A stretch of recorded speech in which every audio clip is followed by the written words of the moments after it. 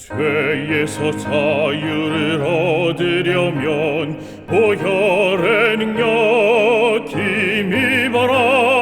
시험을 이기는 승리되니 참 놀라운 능력이로다. 주의 보혈 능력 그도다. 주 예수 믿어라. 주의 보혈 그 어린 양의 매우 귀중한 피로다. 육체의 정욕을 이기려면 보혈의 능력 힘입어라. 깨끗한 마음을 얻게 하는 참 놀라운 능력이로다. 주의 보혈 능력 그도다. 주 예수 믿어라. 주의 보혈 그 어린 양의 매우 귀중한 피로다. 눈보다 더 희게 되려거든 보혈의 능력 힘입어라. 더러운 모든 죄 사하시는 참 놀라운 능력이로다. 주의 보혈 능력 그도다. 주 예수 믿어라. 주의 보혈 그 어린 양의 매우 귀중한 피로다. 만왕의 왕 예수 모시려면 보혈의 능력 힘입어라.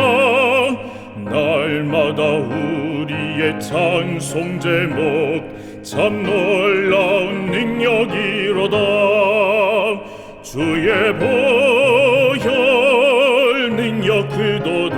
주 예수 믿어라. 주의 보혈 그 어린 양의 매우 귀중한 피로다.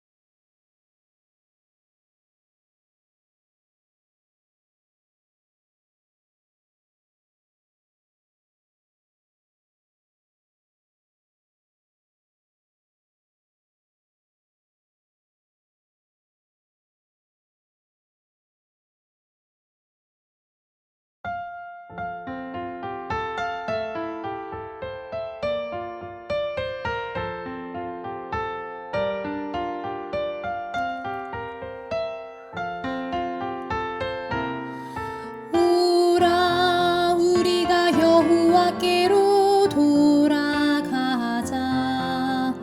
여호와께서 우리를 찢으셨으나 도로나게 하실 것이요 우리를 치셨으나 싸매어 주실 것임이라.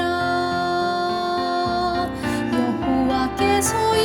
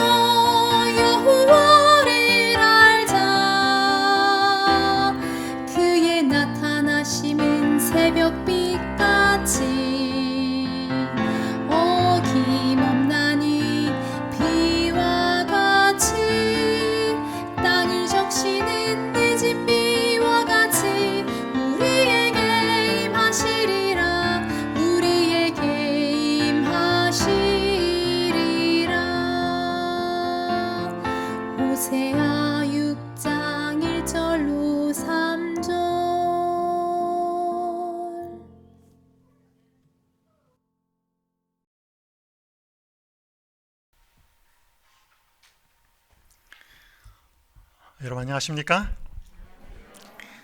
저는 이번 시간과 다음 시간 2시간에 걸쳐서 성숙한 재림 신자라고 하는 제목으로 고린도 전서를 여러분과 함께 여행해 보도록 하겠습니다. 지금 보시는 이 사진은 숨바꼭질 할 때 어린 아이들이 숨는 모습입니다. 어떻게 숨어요? 어린 아이들은 자기 눈에 다른 사람이 안 보이면 남들 눈에도 자기가 잘 안 보이는 줄 압니다. 이건 왜냐하면 7살이 되기 전까지는 내가 보는 시각과 남이 보는 시각을 잘 구분을 못한다 그래요. 내 눈에 안 보이면 다른 사람도 자기가 안 보일 거라고 생각합니다. 지극히 어린아이의 모습이지요. 좋게 보면 대단히 순진하고 예쁘지만 어떻게 보면 좀 어리석은 그런 모습입니다. 이번 고린도전서 주제의 구절은 제가 고린도전서 13장 11절로 잡았습니다. 모든 분들이 그렇게 잡는 건 아닙니다. 제가 고린도전서를 새롭게 읽어보면서 좀 깨달은 바가 있어서 이렇게 잡았는데요. 성경 고린도전서 13장 11절은 이렇게 말씀합니다.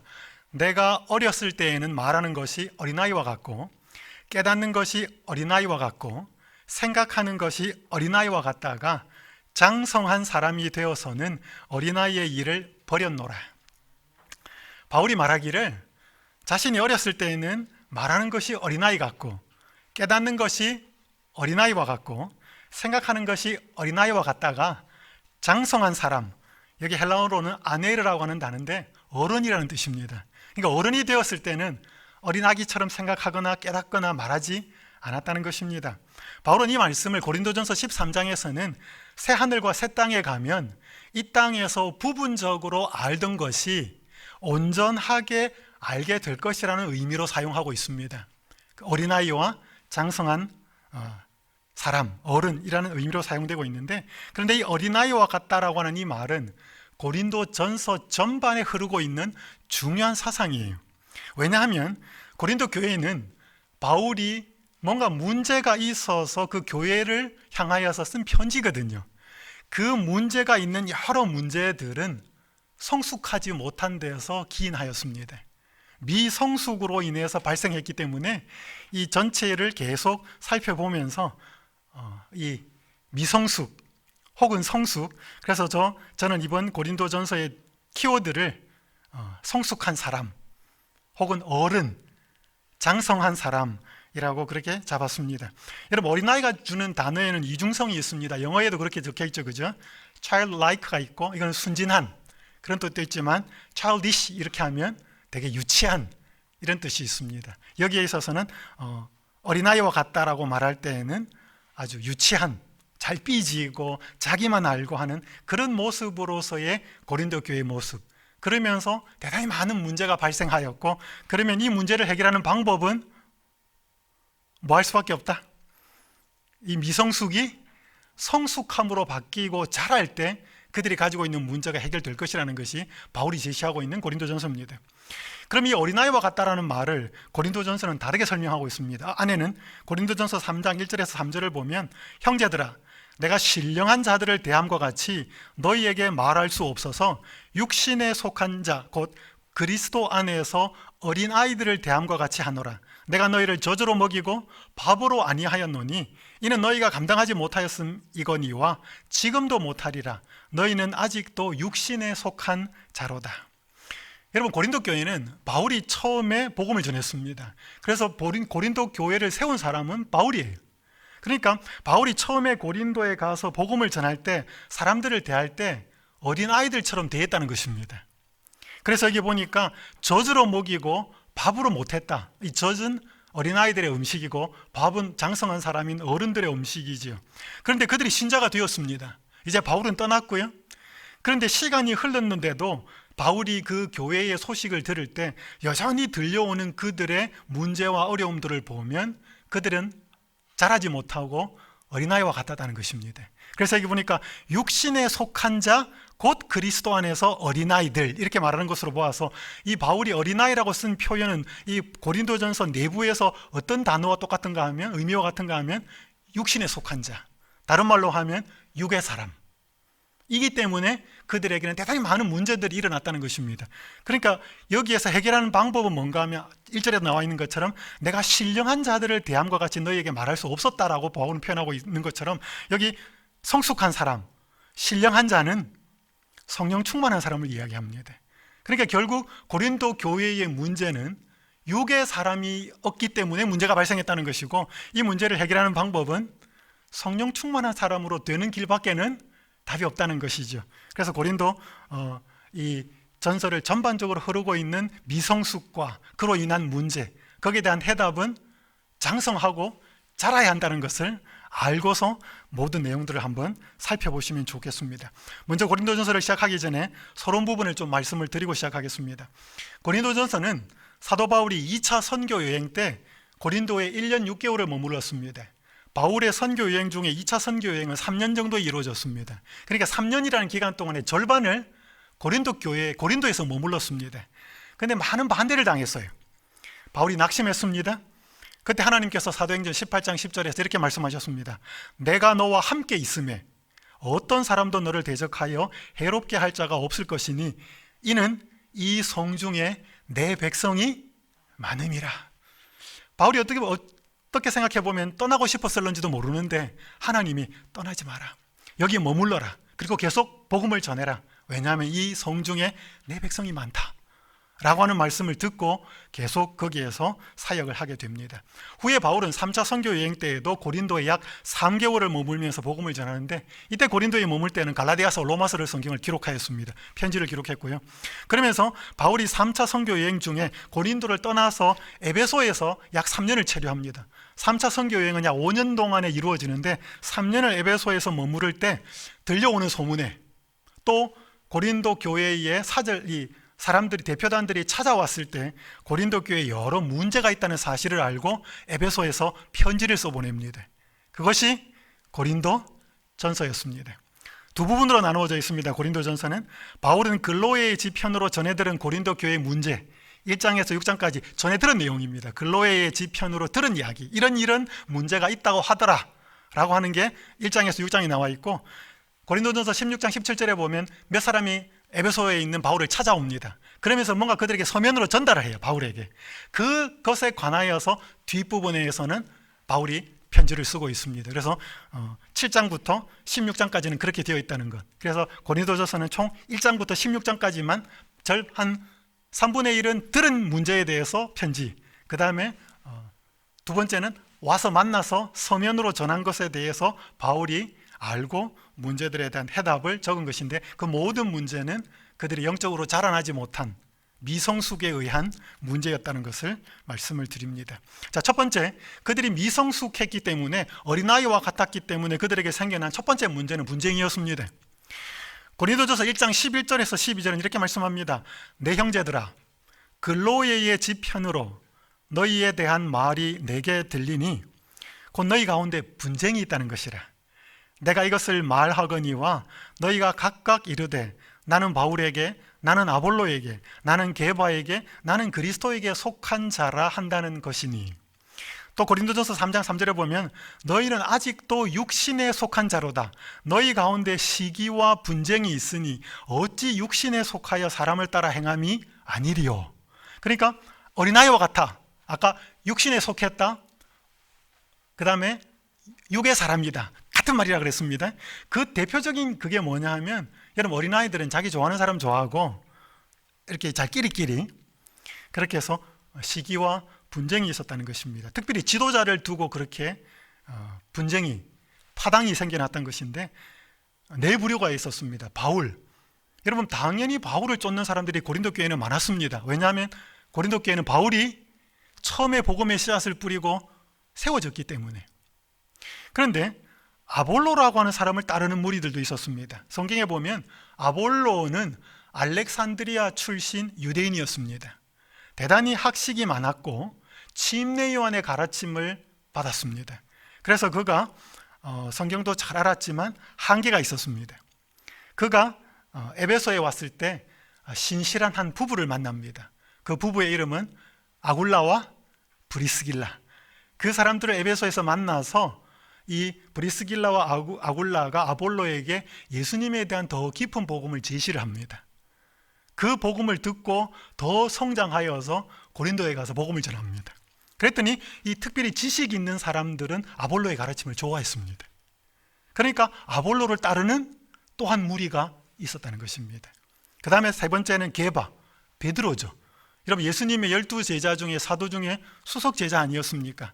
특별히 정통성을 따졌을 때는 가장 신뢰를 할 수 있는 사람, 야, 우리는 게바다, 우리는 베드로지, 그렇게 추정하는 무리가 있었고, 마지막 네 번째는 우리는 이도저도 사람에게 속하지 않고 우리는 그리스도께 속했다. 어떻게 보면 답이 제일 이 사람들이 맞을 것 같은데 알고 보면 그런 사람들은 아니었습니다. 우리는 인간의 말을 듣지 않고 예수 그리스도로부터 직접 가르침을 받는다라고 주장하는 또 다른 이상한 사람들이었습니다. 이렇게 하면서 중요하게 시기와 분쟁이 생겨 있던 것이 고린도 교회였고, 이것이 바울에게 들려왔다는 것입니다. 이런 분쟁, 우리끼리, 자기들이 관심 없는 사람들은 배척하는 것, 이건 대단히 미성숙함에서 나오는 어린아이와 같은 모습들인 것입니다. 여러분, 혹시 이 갈등 이야기 한 번쯤은 들어보셨죠? 칡나무를 한자로 갈이라 그럽니다. 그래서 여러분이 감기 몸살이 들어서 약국에 가서 갈근탕 주십시오라고 할 때 그 갈근탕이 칡으로 만든 거예요. 칡나무 갈자입니다. 그런데 등나무는 이렇게 등자를 쓰는데, 여러분 여기 이 두 단을 합치면 뭐예요? 이게 갈등이에요. 여러분과 제가 알고 있는 갈등은 이 두 나무의 사이에서 나온 단어입니다. 이게 왜 그런가 하면, 칡나무는 이게 덩쿨과 식물인데 칡나무도 그렇고 등나무도 그렇고, 칡나무는 이게 자라 올라가면서 이게 반시계 방향으로 올라가요. 뭘 타고 올라갈 때 반시계 방향입니다. 근데 등나무는요, 꼭 시계 방향이에요. 그냥 올라가는, 뭘 감고 올라가는 방향이 뭐예요? 완전히 달라요. 그러니까 두 나무가 같이 있으면 어떻게 돼요? 꼬이게 돼 있습니다. 사람이 왜 갈등이 생겨요? 부부간에 왜 갈등이 생겨요? 남편의 생각과 남편의 주장과 아내가 생각하는 방향이 달라져. 같으면 뭐 싸우겠습니까? 한 사람은 이쪽, 한 사람은 저쪽, 갈등이 생기는 것이죠. 여러분, 요즘 대한민국 참 갈등 많습니다. 남북 갈등, 그죠? 지역 갈등. 요즘은 또 세대 갈등이 되게 심합니다. 젊은 친구들과 나이 드신 분들. 종교 갈등, 갈등이 얼마나 많은지 모릅니다. 생각이 다르고 방향이 다르기 때문이죠. 여러분, 특별히 지도자 때문에 갈등이 생기기도 합니다. 그런데 지도자가 참 하나님께서 세우셔서 일하게 하시는 존재들인데, 지도자는 또 지극히 인간적인 약점도 갖고 있기도 합니다. 그래서 우리가 지도자를 신뢰하고 기도해야 되지만 하나님처럼 우리가 또 신뢰할 수는 없습니다. 여러분, 제가 여기 읽어드리는 한 분이, 이게 본인이 쓴 이야기인데, 일기장에 있는 내용인데, 이분이 누군지 한번 좀 맞춰보십시오. 상상을 한번 해보십시오. 대단히 유명한 사람이에요. 내 미소는 무수한 고통을 숨기고 있는 위대한 광대와도 같다. 사람들은 나를 보며 믿음과 소망이 넘치고 사랑이 샘솟는 사람이라고 생각한다. 그리고 하나님과 친밀함을 유지하면서 그분의 뜻과 잘 소통하고 있다고 여긴다. 사람들이 진실을 알았으면 좋으련만 하나님께서 나를 원하시지 않는 것 같고, 하나님이 진짜 하나님이신지 의심이 가고, 하나님이 실존하시는 분인지 확신이 서지 않을 때가 있다. 그러니까 대단히 하나님 잘 믿는 사람이라는 거죠, 보이기에는. 그리고 아주 뭔가 봉사와 헌신을 아주 많이 한 사람이었습니다. 이 사람이 누구였을까요? 한번 좀 들어보셨을 거예요. 이건 유명한 이분 이야기예요. 마더 테레사, 인도의 그 캘커타의 고아들, 또 빈민들을 위해서 그렇게 헌신했던 그 마더 테레사가 1997년에 세상을 떠납니다. 97년에 세상을 떠났을 때 그녀가 쓴 일기장이 세상에 공개가 돼요. 이런 거 공개하면 안 되는데, 그죠? 그런데 그녀의 일기에서 하나님을 의심하는 글들이 발견이 된 것입니다. 여기 보니까 뭐예요? 하나님이 뭐예요? 나를 원하시지 않는 것 같다. 이런 걸 쓸 수 있는데, 하나님이 진짜 하나님이신지 의심이 간다. 하나님이 심지어 실존하시는 분인지 확신이 서지 않을 때가 있다. 여러분, 이렇게 신실하고 충실했던 섬김의 사역을 했던 분들도 이런 때가 있었을까요? 있을 수 있다는 거죠. 이 지도자가 우리가 보지 못하는 대단히 내면의 약함과 또 연약함이 있었다는 것을 보여주지요. 어쨌든 간에 바울이 그들이 어떤 사람을 쫓아가든지 그들이 다른 사람을 추종하는 사람들과 분쟁이 생기고 갈등이 생기고 그래서 미워하고 시기가 생긴다면 결국 그것은 어린아이와 같은 미성숙함에서 발생하는 문제다라고 말하면서 바울이 답을 제시합니다. 뭐라고 답을 제시하는가 하면 부름받은 모든 주의 종들, 하나님의 종들은 사역자들일 뿐이다 라고 말씀합니다. 고린도전서 3장 5절부터 11절까지 있는 말씀을 읽겠습니다. 그런즉 아볼로는 무엇이며 바울은 무엇이냐? 그들은 주께서 각각 주신 대로 너희로 하여금 믿게 한 사역자들이다, 일꾼들이다 이 말이에요. 나는 심었고 아볼로는 물을 주었으되 오직 하나님께서 자라나게 하셨나니 그런즉 심는 이나 물 주는 이는 아무것도 아니로되 오직 자라게 하시는 이는 하나님뿐이니라. 심는 이와 물 주는 이는 한 가지나 각각 자기가 일한 대로 자기의 상을 받으리라. 그러면서 또 뭐라고 이야기하는가 하면 우리는 하나님의 동력자들이, 여기는 우리는 바울도 들어가 있고 아볼로도 들어가 있고 게바도 있고 다 있는 사람들인 것이죠.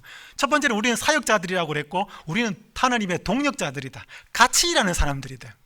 그러면서 너희는, 우리는 이라고 하면서 정체성을 이야기합니다. 우리는 사역자들이고 하나님의 동력자들인데, 그러면 고린도 교회 너희들은 뭐냐? 하나님의 밭이고 하나님의 집이다. 두 가지를 이야기합니다. 밭에서 아볼로는 뭐예요? 나는 심었다. 제일 처음에 갔으니까 씨를 심었고, 여러분 심고 나면 뭐예요? 물 줘야죠. 그 다음에 온 아볼로는 물 줬다는 것입니다. 근데 그걸 다 각각 맡은 사람들이 있지만 자라게 하시는 이는 누구다? 하나님이시다. 그게 너희는 밭이라는 뜻입니다. 그리고 밭에서 각각 다른 봉사를 했다. 우리는 그런 사역자들이고 하나님의 동력자들이다.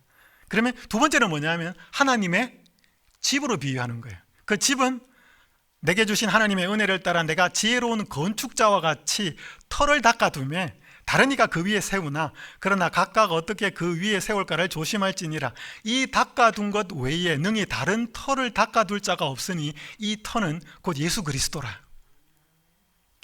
터는 예수 그리스도인데 바울이 그 고린도 교회에 제일 처음에 가서 뭐 했냐면 터 닦았다는 것입니다. 기초공사.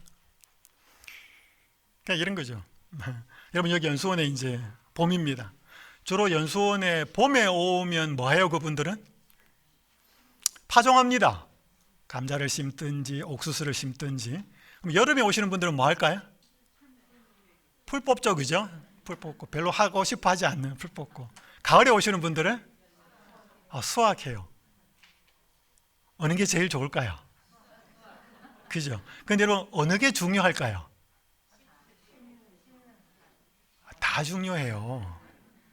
씨를 뿌렸는데 잡초 안 제거해 주면 어떻게 될까요? 여러분 여기에 덜 중요하고 더 중요한 게 한 게 없어요. 그러니까 너희가 하나님의 밭이라면 아볼로, 나, 게바 이런 사람들은 다 뭐예요? 각각 그때 와가지고 했던 역할만 달랐을 뿐이지 우리는 다 하나님의 사역자들이고 하나님의 동력자들이다. 근데 당신들은 누구는 높이고 누구는 무시하고 이거 해서 되겠느냐? 그 말 하는 것입니다. 그리고 또 너희는 하나님의 터다, 터. 건축물이다, 건축물. 기초는 예수 그리스도고 나는 제일 처음에 이 고린도 교회에 와서 기초 닦았다. 그리고 내 위에 누군가 뭐예요? 기초 세우고 그 다음에 이거 갖다 붓고 이렇게 하면서 건물 지어져 가는데 각각 역할이 달랐을 뿐이다. 이거 다 중요하지 어느 누구 한 사람의 역할이 더 중요하고 나머지 역할은 덜 중요하다고 말할 수 없다. 그러니 누구는 높이고 누구는 무시하면서 서로 분쟁하는 것은 어린아이와 같은 미성숙한 모습의 사람들이다 라고 바울은 답을 제시하고 있는 것입니다. 여기 사도행적 277페이지 278페이지 이렇게 말씀합니다. 복음 교역자들을 당신의 사신으로 내어보내시는 하나님께서는 청중들 가운데 어떤 마음에 드는 목사에게 매우 강한 애착심을 나타내므로 다른 교사의 수고를 받아들이고자 하지 않을 때에 모욕을 당하신대요. 하나님이 주의 종들을 보내는데 뭐예요? 나는 저 목사님 좋아, 저 목사님 설교 좋고 난 저 목사님 스타일 마음에 들어 라고 하면서 다른 분들을 무시할 때 이 모든 주의 종들을 보내시는 것은 하나님인데 누구는 높이고 누구는 무시하고 할 때 그걸 보내시는 하나님은 모욕을 당한다는 것입니다. 주께서는 당신의 백성에게 도움을 주시되 언제나 그들이 선택하는 대로가 아니라 그들에게 필요되는 것을 주시는데, 대단히 중요한 말씀이에요. 이는 사람들이 근시안적이어서 무엇이 그들에게 최고로 유익한지를 분별할 수 없는 까닭이다. 그럼 사람들이 기도 잘못하는 이유는, 눈앞에 있는 것만 기도하는 이유는 근시안적이라서 그래. 진짜 멀리까지 내다본다면 우리가 잘못된 기도하지 않을 거라는 것입니다. 그러니까 하나님이 그 사람들의 필요를 보고 주의 종들을 보낸다는 것이에요. 자기 입맛에 맞는 게 아니고 꼭 우리들에게 필요한 사람을 보내는데, 자기에게 맞는 사람은 높이고 자기에게 좀 안 맞는 사람은 무시하고 할 때는 하나님이 그렇게 하시는 것은 더 큰 섭리를 이해를 못하고 있다는 것입니다. 한 목사가 그리스도 교회의 모든 요구대로 교회를 완성시키는 데 필요한 모든 자격을 소유하기란 드물다. 그러므로 하나님께서는 각각 다른 이들에게는 없는 어떤 자질들을 가진 다른 목사들을 종종 그들에게 보내신다. 하나님의 종들이 전해주는 진리들을 겸손해서 우러나오는 온유한 마음으로 받아들여 감사하되, 그 다음 말이 뭐예요? 어떠한 목사도 우상화되어서는 안 된대. 우리는 바울, 우리는 아볼로, 우리는 베드로. 이거는 그 사람을 우상화시켜서 하나님이 각각 역할을 주신 그것을 무시하는, 그 사람들을 세우시는, 자라게 하시고 기초가 되시는 그 하나님을 몰라서 하는 지극히 미성숙함에서 나오는 문제다 라고 하는 것을 첫 번째, 글로의 지편으로 들은 고린도 교회의 문제, 분쟁에 대해서 바울은 답을 하고 있는 것입니다. 두 번째, 그들이 미성숙했기 때문에 생긴 또 하나의 문제는 음행이라고 하는 문제였습니다. 고린도전서 5장 1절에서 2절은 이렇게 말씀합니다. 너희 중에 심지어 음행이 있다 함을 들으니 그런 음행은 이방인 중에서도 없는 것이라. 누가 그 아버지의 아내를 취하였다 하는도다. 그리하고도 너희가 오히려 교만하여져서 어찌하여 통한이 여기지 아니하며 그 일 행한 자를 너희 중에서 쫓아내지 아니하였느냐. 아버지의 여자, 엄마인데, 그지? 엄마는 아닌 것 같고, 첩이든지 어쨌든 아버지의 여자를 취하여서 고린도 교회에 있는 성도 중에 문제가 발생했습니다. 그런데 그런 문제가 있었음에도 불구하고 제대로 처리를 하지 못하고 있었던 것이 두 번째 문제였습니다. 여러분, 고린도 교회는 그리스 신화에 나오는 아프로디테를 섬기는 여러 가지 아폴로도 섬겼고 아프로디테도 섬겼고 그런데 아프로디테는 그리스 신화에 나오는 신 이름인데 로마 신화에 나오는 신의 이름으로 바꾸면 비너스예요. 미와 생식 이런 걸 관장하는 신이 있잖아요. 그 아프로디테를 섬기는 신전에는 아주 미색을 갖춘 천여 명의 젊은 공창들이 있었습니다. 창녀들이.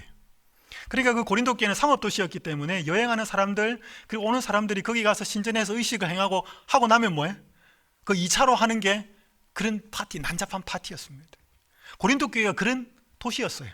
그래서 여러분, 고린도인처럼 산다라고 그 당시 관용어가 있었습니다.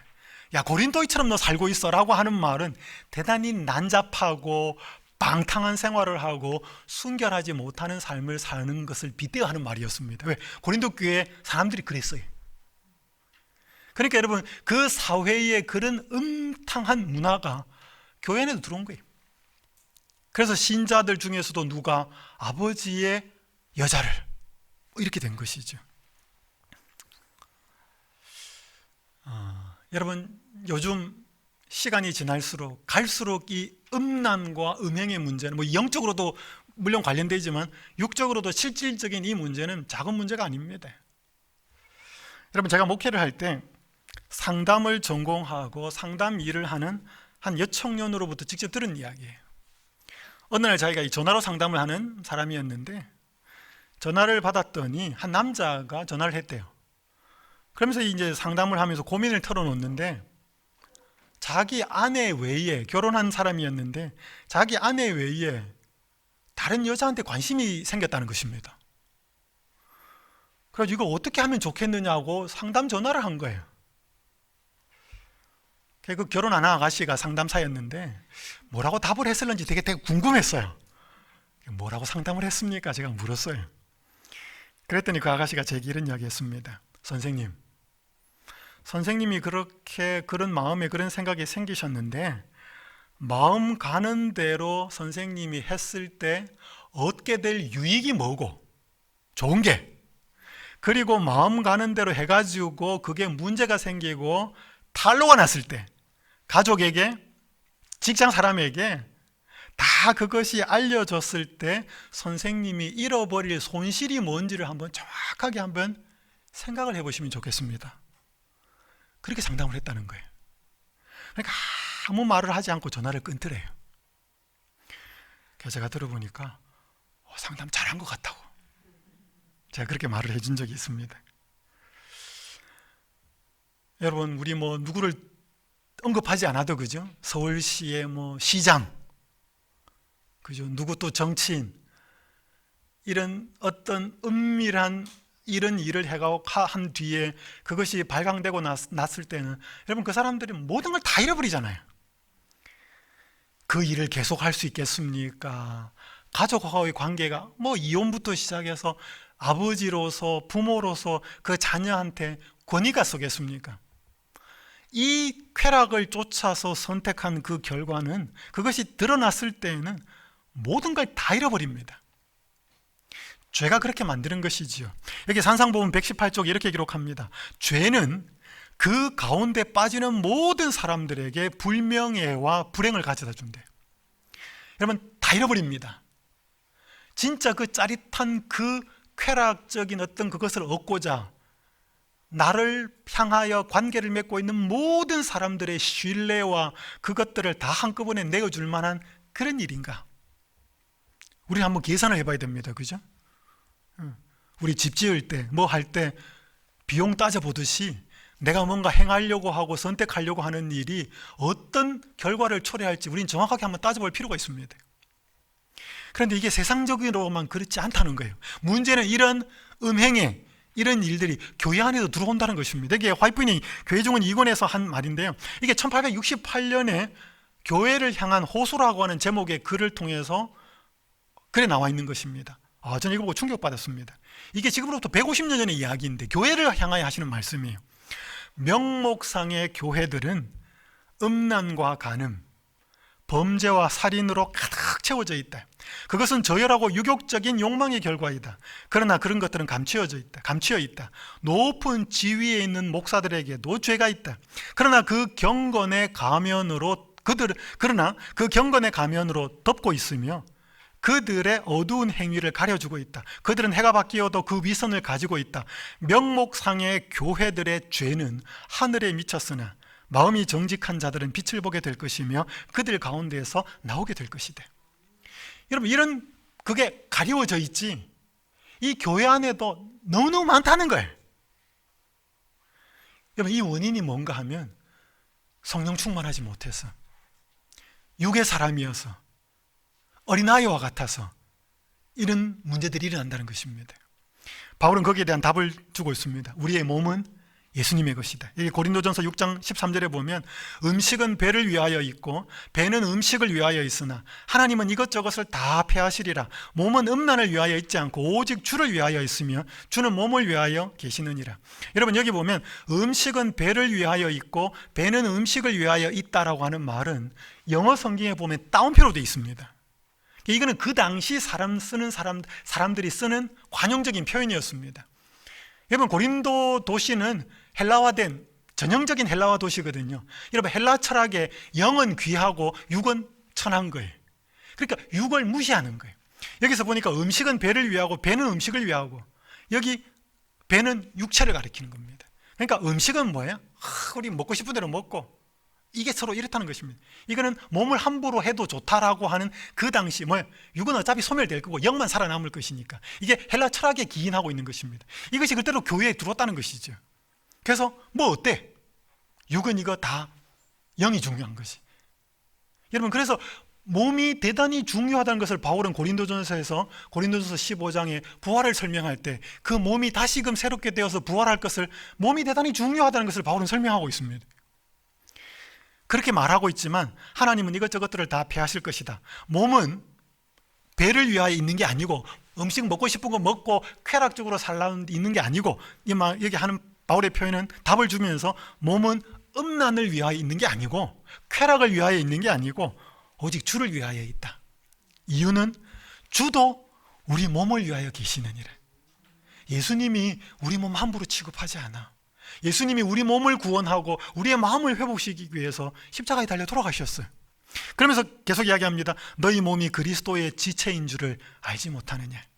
너희 몸은 너희가 하나님께로부터 받은 바 너희 가운데 계신 성령의 전인 줄을 알지 못하느냐. 여러분, 그래서 진짜 성숙한 사람은요, 자기 몸, 자기의 생각, 자기의 이걸 함부로 굴리지 않아요. 미성숙할 때 쾌락을 쫓아서 함부로 굴리는 것이지. 결국 그 음행의 문제도 성숙하지 못한 문제라고 하는 것을 설명하는 것입니다. 여기 요한 크리소스톰은 이렇게 말했습니다. 그대를 유혹하는 사람을 본다면 내 몸은 내 것이 아니라 내 아내의 것이다 고 말하라. 마찬가지로 여인도 순결을 훼손하려는 자들에게 내 몸은 내 것이 아니라 내 남편의 것이다 고 말하라. 황금의 입이라고 하고 별명을 가진 대단히 설교를 잘했던 크리소스톰인데, 우리는 여기서 하나 더 나가야 됩니다. 혹시 우리의 마음에 순결을 잃어버릴 상황이 될 것 같으면 그런 사람에게 말하는 것이죠. 내 몸은 내게 아니고 누구 것이다? 예수 그리스도의 것이다. 하나님의 것이기 때문에 함부로 할 수 없다. 여러분, 내 거 아닌데 내 마음대로 할 수 있습니까? 여러분, 여기 지금 연수원에 오셔가지고 한 2박 3일 동안 계시면서 침대, 책상, 연수원 건물 깨끗하죠? 여러분들 잘 이렇게 모시려고 리모델링을 열심히 했습니다. 여러분, 그거 다음 사람이 또 쓰기 위해서 깨끗하게 해야 되잖아요. 내 것이 아니기 때문에. 마찬가지인 것이죠. 여러분, 세상 사랑에 대한 해결책 역시 마찬가지입니다. 자, 이제 세 번째, 미성숙함. 세 번째, 미성숙하기 때문에 또 다른 생기는 문제가 뭐냐면 신자들끼리 소송하는 거였습니다.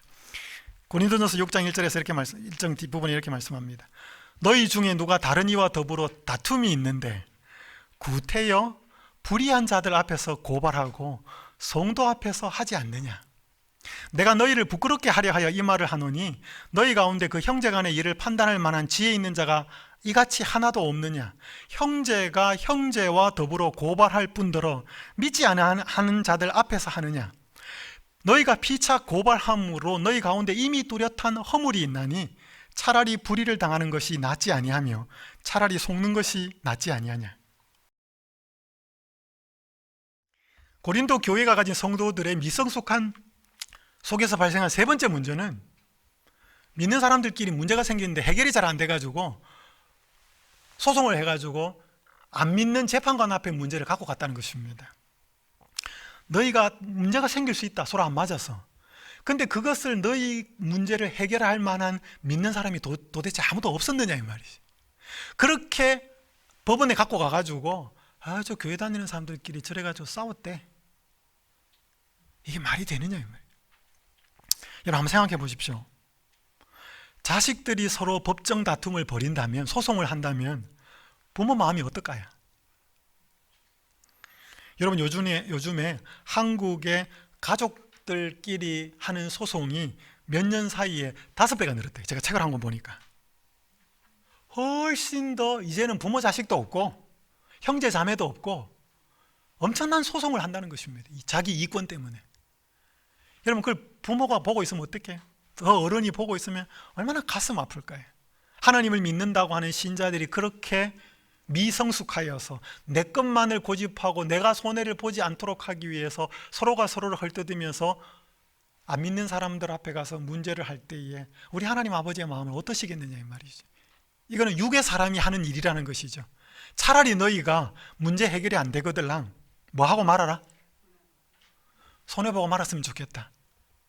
그게 뭐예요? 더 큰 것을 잃어버리지 않는 중요한 방편이다. 여기 정병선이라고 하는 한 목회자가 쓴 어느 목회자의 고백이라는 책에 재미있는 글이 있습니다. 한국 사람은 합리적이기보다는 다분히 감정적이다. 우리의 마음은 비좁고 감정주도적이어서 작은 문제만 생겨도 토라지고 돌아서게 일수다. 그래서 일단 감정이 상하고 나면 그 후부터는 누구의 말도 어떤 설명도 먹히지 않는다. 감정 일변도로 나갈 뿐이다. 한번 감정이 상하게 되면 하나님도 손을 대지 못하는 것이 한국 그리스도인이다. 그 결과 용서하라는 주님의 명령을 알면서도 일단 감정이 상하고 나면 상한 감정을 추스리지 못해서 결국은 관계의 파국에 이르고야 만다. 우리 재림신자들은 현미를 잘 먹어서 건강식을 해서 그런지 머리도 맑아요. 그래서 남들이 뭐 섭섭한 소리 하고 있으면 까먹지도 않나? 이게 막 가슴에 새겨져 가지고 엄청 오래가. 받은 은혜는 잘 까먹어 버리면서 뭐해? 섭섭한 그 말 한마디는 어떻게 그렇게 오래 가는지. 미성숙해서 그렇습니다. 다른 말로 표현하면 육의 사람, 성령 충만하지 못해서 그런 문제가 발생하는 것이지요. 바울은 답을 줍니다. 교회의 참 유익과 진정한 자유를 생각하라. 이 고린도전서 6장 12절에도 보면 모든 것이 내게 가하나 다 유익한 것이 아니요 모든 것이 내게 가하나 내가 무엇이든지 얽매이지 아니하리라. 이 도대체 무슨 말인가? 여기 보면 이거 모든 것이 내게 가하다는 말도 영어 성경에 보면 이게 따옴표예요. 그러니까 여러분, 이게 성경에 기록되었다고 해서 모든 것이 가한 게 아니에요. 그 당시 고린도 교회 사람들이 쓰는 말이 뭐예요? 야, 모든 것이 내게 가해. 내가 모든 거 다 할 수 있어. 이런 표현들을 쓴 것입니다. 그리고 보니까 뭐야? 모든 것이 내게 가하다. 영어로 보면 그렇게 되어 있습니다. 따옴표로. 근데 바울이 뭐라고 말을 하는가 하면 너희가 모든 것이 내게 가하다고 말한다. 그런데 뭐야? 모든 것이 다 가능할 줄은 모르지만 그게 다 유익한 것은 아니다 이 말이에요. 모든 것이 다 가능하다고 말하지만 너희가 모든 것을 다 마음대로 한다 그러면 뭔가에 얽매이게 될 것이다. 문제가 생기니까. 그래서 뭐야? 내가 정말로 매이지 않는 그것이 가한 것이지 마음대로 하는 것이 진짜 자유가 아니다. 마음대로 하더라도 얽매인다면 그건 죄다. 진짜 중요한 것은, 진정한 자유는 어떤 죄에도 얽매이지 않는다. 양심에 거리끼지 않고 그런 얽매임이 없다면 하라는 것입니다. 그러나 그런 것이 아니라면 하지 말라는 것이죠. 그래서 교회의 참 유익과 방종이 아닌 참 자유를 설명하고 있는 것입니다. 여러분, 예수님이 섭섭한 일, 억울한 일, 소송을 당하고 고발을 당했을 때 예수님이 같이 맞받아가지고 같이 소송을 하시던가요? 대제사장들과 장로들에게 고발을 당하되 아무 대답도 하지 않으셨습니다. 마태복음 27장 12절. 여기 교회증언 2권 567페이지 이렇게 기록합니다. 온유함과 겸손함이 없기 때문에 멍에는 쓰라리고 짐은 무겁게 되는데 그것이 큰 문제다. 여기 제가 강조해 놓은 표현에 보면 우리가 참된 온유와 겸손을 소유할 때 우리는 그리스도 안에서 사라지게 돼요. 자아가 사라진단 말입니다. 우리가 참된 온유와 겸손을 소유하면 우리는 그리스도 안에서 자아가 사라지게 되어서 소홀히 여김을 받은 것이나 경멸당한 것에 마음을 두지 않게 되고 비난을 듣지 못하게 되며 멸시와 모욕을 보지 못하게 된다. 여러분, 왜 우리가 이렇게 섭섭한 말 들었을 때 그 말이 자꾸 생각이 나고 짜증이 나고 이렇게 확 올라오는가? 자아 때문에 그래요. 죄된 자아 때문에. 근데 그런 우리가 뭐와 뭐를 진정으로 소유하면? 참된 온유와 겸손을 소유하면. 이거 여러분 누구한테 있는 거예요? 수고하고 무거운 짐진 자들아 다 내게로 오라. 나는 마음이 온유하고 겸손하니 내게 와서 배우라. 여러분, 우리가 예수님께 많이 뭘 배워야 되지만 그분의 온유와 겸손을 배울 필요가 있습니다. 그 온유와 겸손을 배우면 내 마음이 한없이 부드러워지면 내 마음의 자아가 사라집니다. 여러분, 물 있죠, 물. 물에다가 호수나 바다 물에다가 돌멩이를 던지면 파문이 어때요? 파문이 생기다가 그 다음에 없어지죠. 여러분, 물은 상처를 안 받아요. 물이 왜 상처를 안 받는가 하면 물이 부드러워서 그래요. 근데 똑같은 물이지만 H2O라도 이게 얼어버리면 어떻게 돼? 얼음에다 돌멩이 던지면 깨집니다. 똑같은 물이어도 딱딱하면 상처를 받아요. 여러분, 우리가 어떤 사람의 말과 어떤 사람의 행동들이 자꾸 상처가 되면 그 사람의 말이 잘못이기도 한데 내 마음이 부드럽지 않기 때문에, 다른 말로 하면 온유하지 않기 때문에 내 마음에 상처가 될 수 있습니다. 우린 그걸 돌아볼 필요가 있어요. 그래서 우리가 예수님을 제대로 잘 배울 때 뭐예요? 오늘 내 마음속에 자아가 점점점 사라진다는 거예요. 그래서 섭섭한 말, 멸시나 무시나 비난들을 그렇게 바르르 하면서 하지 않게 된다는 것이죠. 제가 한 이야기를 드리고 마무리하겠습니다. 2018년도 미국, 제가 유학생활에 있었던 미국을 발칵 뒤집어 놓는 한 사건이었습니다. 이게 뭐냐면 2018년에 9월에 이 뒤에 보이는 이 아가씨가 앰버 가이거라고 하는 경찰이에요. 경찰인데 어느 날 자기 일을 마치고 자기 그 아파트로 갔는데 남자친구와 계속 휴대폰 문자 메시지를 주고받다가 자기 집이 3층이었는데 4층까지 올라가 버렸어요. 그러니까 문이 열려 있고 한 남자가 거기서 아이스크림을 먹으면서 TV를 보고 있는 거예요. 근데 이게 자기 집인 줄 알고 이 아가씨가 자기 집에 누가 침입을 했다라고 생각한 거예요. 이 아가씨가 경찰이었어요. 허리에 권총을 차고 있었어요. 그걸 뽑아가지고 그대로 쏴버렸어요. 보텀 진이라고 하는 그 남자가 그 자리에서 죽었어요. 그 사람은 회계사였습니다. 그 사람은 자기 집이었어요. 근데 이 아가씨가 3층이었는데 텍스트 문자 보낸다고 하다가 그까지 4층까지 올라가가지고 자기 집에서 퇴근하고 와가지고 쉬고 있는 그 사람 쏴 죽여버렸어요. 그러니까 여러분, 아파트는 구조가 똑같잖아요. 그러니까 한층 더 올라가가지고 이 미국에 발칵 뒤집혔습니다. 이 재판을 하는데 뭐 엄청나게 이제 형량이 높아졌는데, 여기 뒤에 앉고 있는 이 남자는 그 보텀 지인의 남동생이에요. 고등학생입니다. 재판을 받고 막 이 여자가 코너에 몰리고 막 추궁을 하니까 이 보고 있던 동생이 이제 재판에 참석한 거죠. 형은 죽었고. 그러다가 재판 중에 손을 들고 판사한테 묻습니다. 판사님, 내 저 가해자 한번 안아봐도 되겠습니까? 그렇게 물어요. 갑자기 이제 재판하는 과정 속에서 분위기가 술렁술렁해진 겁니다. 그러다가 판사가 허락을 합니다. 그러면서 그 피고석에 있는 이 아가씨를 찾아가서 안으면서 이렇게 말을 합니다. 이 피해자의 동생입니다. 브렌트 진이라고 하는 친구였는데, 당신이 진정으로 뉘우친다면 용서하겠다고 스스로 다짐할 수 있습니다. 당신이 하나님께 요청한다면 그분은 당신을 용서하십니다.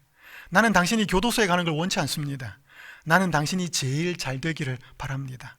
당신이 삶을 그리스도께 바치는 것이 보통은 형이에요. 형이 가장 원하는 것이라고 생각합니다. 그러니까 가가지고 뭐예요?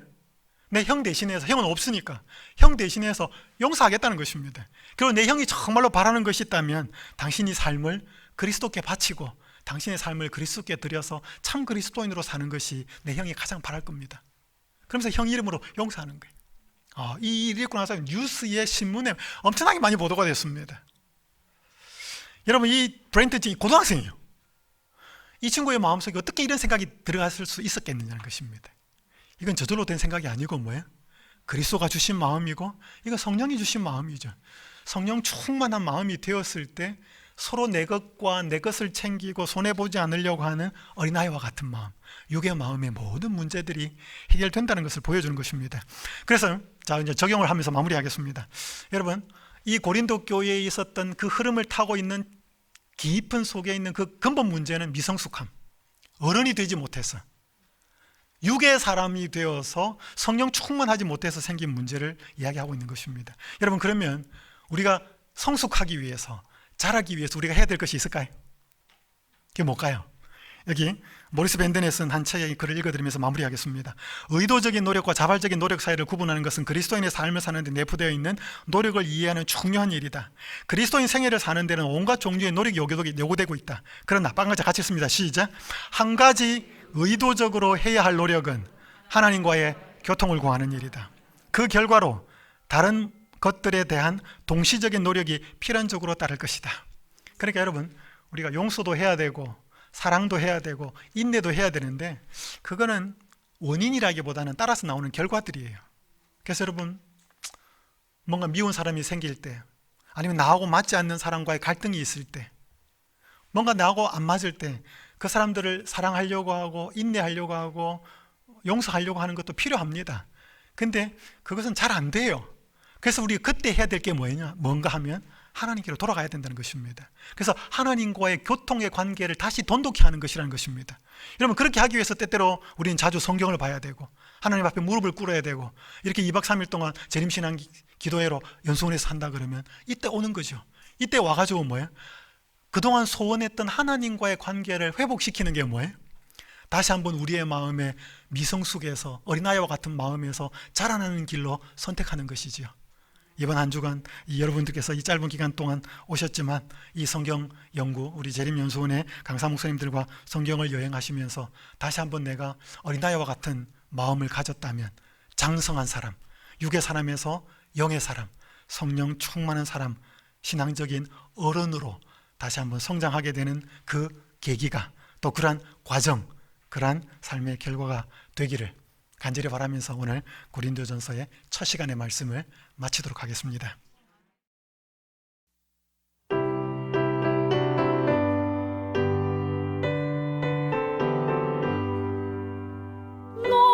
시험을 당해 죄 범치 말고 내 용맹을 다해 곧 물리치라. 너 이길 때마다 새 힘을 얻고 주 예수만 보면 늘 승리하리.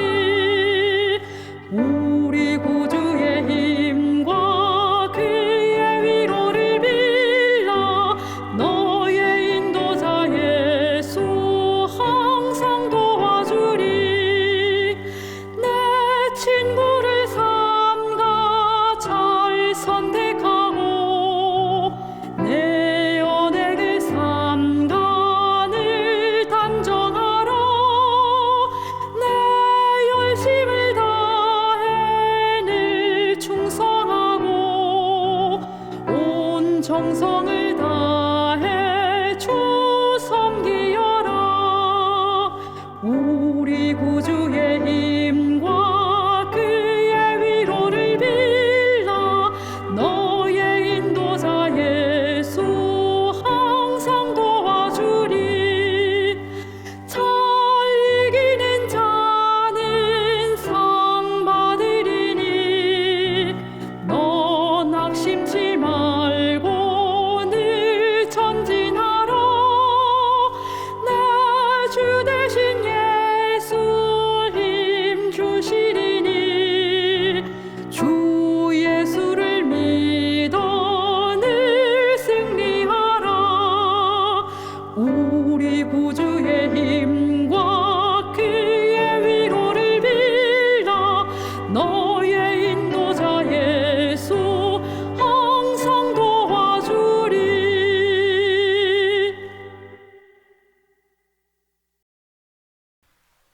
하늘에 계신 아버지 하나님, 오늘 고린도전서를 앞부분을 여행하면서 고린도 교회가 가진 문제의 근본이 어린아이와 같은 신앙, 유치하고 자기만을 섬기려고 하고 손해보지 않으려고 하는 육의 마음, 영의 사람의 모습이 아닌 근본 원인의 모습을 보게 되었습니다. 그때의 문제와 오늘 우리 교회 개인의 문제가 다른 것처럼 보이지만 여전히 저희들도 미성숙함으로 많은 문제들이 생겨납니다. 아버지 하나님, 이 일을 해결받기 위하여 다시 한번 성령을 간구하고 성령 충만한 사람 되게 하여 주시옵소서. 어떤 우리의 삶의 문제가 생길 때마다 하나님과의 교통을 돈독히 하는 일을 최우선으로 하여서 우리의 문제들에 대한 근본 해답, 문제들을 해결할 수 있는 힘을 얻을 수 있도록 인도하여 주시옵소서. 우리를 은혜 베푸셔서 성령 충만하게 자라도록 이끄실 우리 주님 예수님의 이름으로 간절히 기도드리옵나이다. 아멘.